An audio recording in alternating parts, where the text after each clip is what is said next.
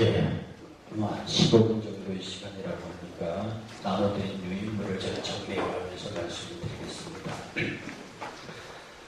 우리가 보통 평화라고 하는 개념은 하나님과 화목을 이루는 인간이 하나님과 화목의 첫 번째 조건이 하나님과의 화평이다. 하나님과 연결된, 그러면 하나님의 아들이 되지요. 그 하나님의 아들이 되면 그 마음속에 넘치는 평강이 있습니다. 그 평강한 사람들의 커뮤니케이션이 바로 평화라고요. 이렇게 연결되는 과정에서 평화는 사람과 사람을 연결시키고, 그 다음에 집단과 집단을 연결시키고, 그래서 지구촌을 만들 수 있는 그리스도 교회의 그 연합체 개념입니다. 이것은 그 통일체 개념입니다. 연합은 분리시킬 수도 있고 나눌 수 있지만, 이 통일체는 나무와 잎이 분리되는 개체가 죽어버리듯이 이런 유기체로서의 통일체, 이것을 만들 수 있는 사상적 배경이 바로 평화입니다. 이런 서론 입장에서 우리가 종교적으로 평화를, 신학적으로 평화를 했지만 결국 그것은 남북 평화를 끌고 갈 수 있는 사상적 모티브가 된다라고 하는 전제에서 서론을 설명드리고 두 번째 장으로 넘어가겠습니다. 두 번째, 사랑과 힘과 정의의 유기적 관계의 가능성에서 사랑은 첫째, 도식적으로 규정할 수 없는 무규정적인 정서를 가지고 있습니다. 정서이기 때문에 사랑은 함부로 말할 수 없다는 것이고요. 두 번째, 전제론적인 사랑, 다시 말해서 사랑이 정서적인 것은 분명하다고 할 때 그 사랑은 마음의 한 영역 내에 존재하는 확실한 개념으로 서 있습니다. 그리고 사랑은 정서적인 것도 종교적인 것도 아니며 윤리적인 것으로 보는 견해도 있습니다. 이는 유대교, 기독교 등에서 나타난 표현 중에서 너는 뭐 해야 한다. 칸트가 정은 명령이라고 했죠. 이렇게 명령으로서의 사랑의 개념도 있습니다. 그래서 저는 지금 이 평화를 사랑과 힘과 정의의 유기적 관계로 봅니다. 평화는 사랑과 힘과 정의가 유기적으로 이루어질 때에 비로소 평화가 유지해진다는 면에서 첫 번째 사랑의 개념을 짚었고요. 두 번째, 힘이라고 하는 것은 사회적인 개념입니다. 그런데 사회적인 힘의 개념이 어떻게 물리적인 힘과 연결되느냐에 대한 문제는 강제성에 있습니다. 힘은 강제성인데, 그래서 이 강제성이 어떻게 우리 가운데 실현되느냐 하는 문제가, 힘이 이렇게 쓰일 수도 있고 저렇게 쓰일 수도 있다. 그러나 힘의 정의는, 사회적 힘의 정의는 강제성, 물리적 힘의 정의도 강제성. 그래서 강제성이 사회적으로 어떻게 구현되느냐에 따라서 힘의 모양이 달라진다. 그 다음에 정의가 뭐냐? 정의는 분배적 정의와 시정적 정의가 있다는 아리스토텔레스 얘기입니다. 분배적 정의라고 하는 것은 그 사람이 당연히 그런 입장에서 가져야 할 것과 가지지 못할 것을 구별해서 주는 것이고, 시정적 정의는 약간의 형벌적 정의가 있습니다. 네가 그렇게 했기 때문에 이렇게 돼야. 이렇게 해서 정의라는 개념이 두 가지로 서는데, 그 다음 페이지 세 번째, 사랑과 힘과 정의의 유기적 삼각구조에 가면 사랑과 힘의 관계에서는 사랑과 힘의 관계를 구조적으로 정의하게 되면 사랑이란 힘의 단념, 혹은 힘은 사랑의 부정으로 파악하는 것이 가장 정당한 것으로 되어 있습니다. 그래서 사랑과 힘이 서로 배척할 수 있지만 서로가 유기적으로 결합돼야만, 그러므로 사랑과 힘이 마주치면서 생기는 사회윤리의 문제들은 대단히 중요한 것입니다. 힘이 단순히 불신으로 보이고 사랑이 감정적 성질로 대치되는 것으로 이해되는 한 건전한 사회윤리는 형성할 수 없습니다. 그래서 사랑과 힘이 서로 공존할 수 있는 패러다임이 있어야 하고요. 두 번째, 사랑과 정의 개념에 가보면 일반적으로 사랑은 정의를 초월해 존재하는 것이라고 이해합니다.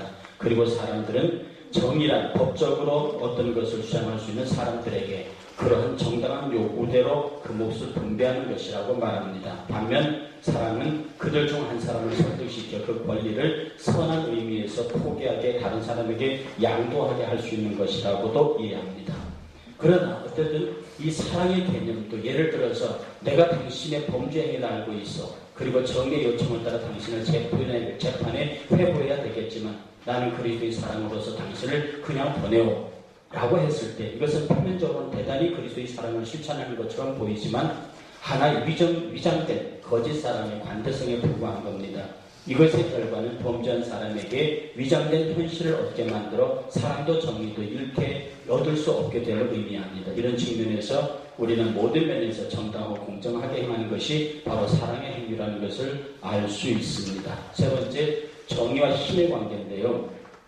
정의와 힘의 관계 측면에서 정의에 대한 법적 질서의 관계, 그리고 힘에 대한 법과 질서의 관계를 논의할 때 그 관계들 사이에서 오는 혼동 역시 작은 것은 아닙니다.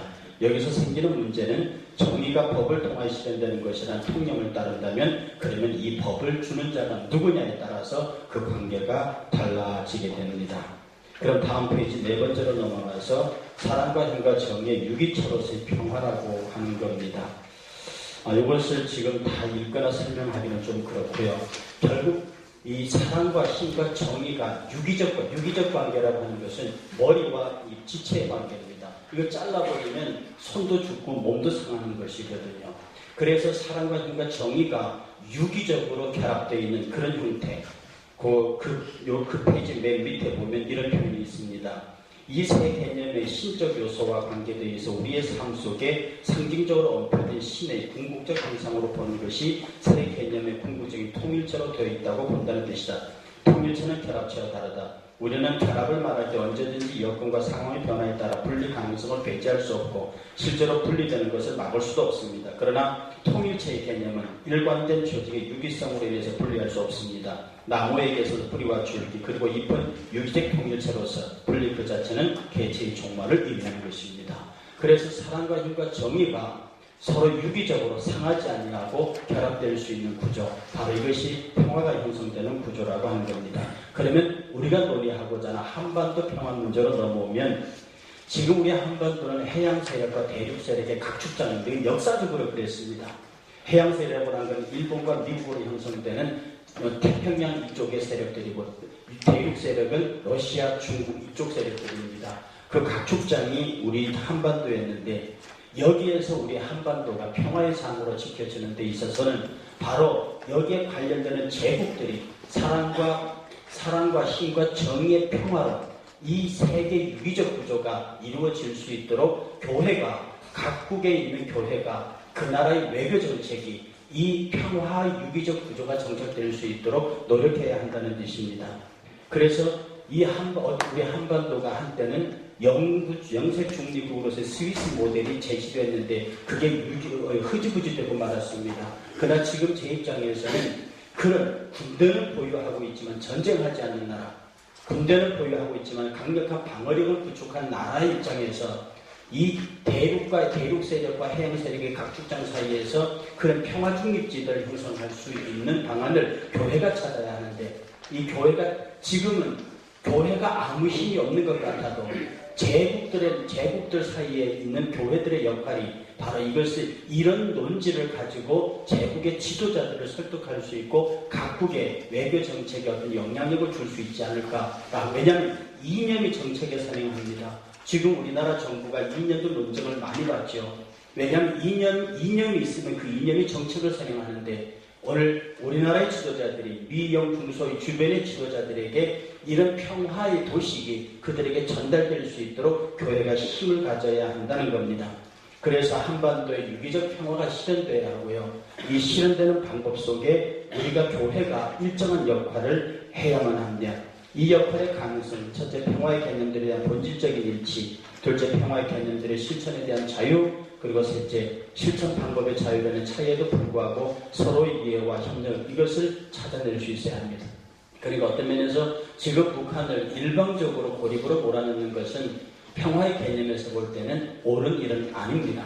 깊이 생각을 해야 되고 정말로 이 평화의 제국들이 각각 이 사랑과 힘과 정의의 구조가 형성되는 외교 전략으로 붙어야 이 땅의 진정한 평화를 이룰 수 있다고 하는 것입니다.